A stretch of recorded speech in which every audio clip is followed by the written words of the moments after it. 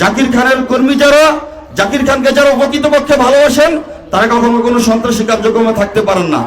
বাংলাদেশ জাতীয়তাবাদী দল কখনো কোনো সন্ত্রাসী কার্যক্রমে বিশ্বাসী নয়। নির্বাচন অতি সন্নিকটেই, যাতে আমাদের দলের বদনাম না হয়, এই উদ্দেশ্য এবং লক্ষ্য নিয়ে আমাদের সকলকে কাজ করতে হবে।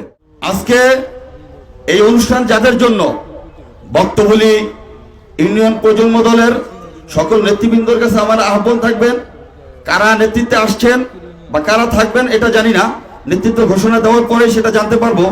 কিন্তু আপনাদের কাছে আমার একটি আহ্বান থাকবেন, কিভাবে বাংলাদেশ জাতীয়তাবাদী দলকে শক্তিশালী করা যায়, কিভাবে নারায়ণগঞ্জের গণমানুষের নেতা জাকির খানের হাতকে শক্তিশালী করা যায়, কিভাবে আমাদের জাদা সেলিমের হাতকে শক্তিশালী করা যায়, সে লক্ষ্য এবং উদ্দেশ্য নিয়ে আপনাদের কাজ করতে হবে।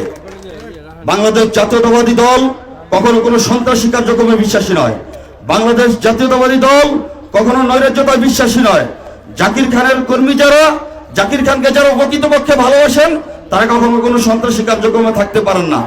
যদি কারো মধ্যে এই নিয়ত উদ্দেশ্য থাকে যে রাজনীতিতে এসে, নেতৃত্বতে এসে সন্ত্রাসী চালাবো, কার্যক্রম চলবো, তারপর ক্ষমতার দাপট দেখাবো, তাহলে আপনার জন্য রাজনীতি না, আপনি সন্ত্রাসীতে চলে যান।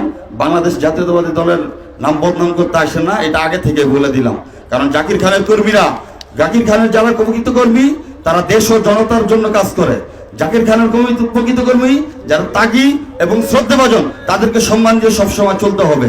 বাংলাদেশ জাতীয়তাবাদী দল কখনো কোনো সন্ত্রাসী কার্যক্রমে বিশ্বাসী না। প্রিয় সংগ্রামী উপস্থিতি, বক্তব্য দীর্ঘায়িত করব না।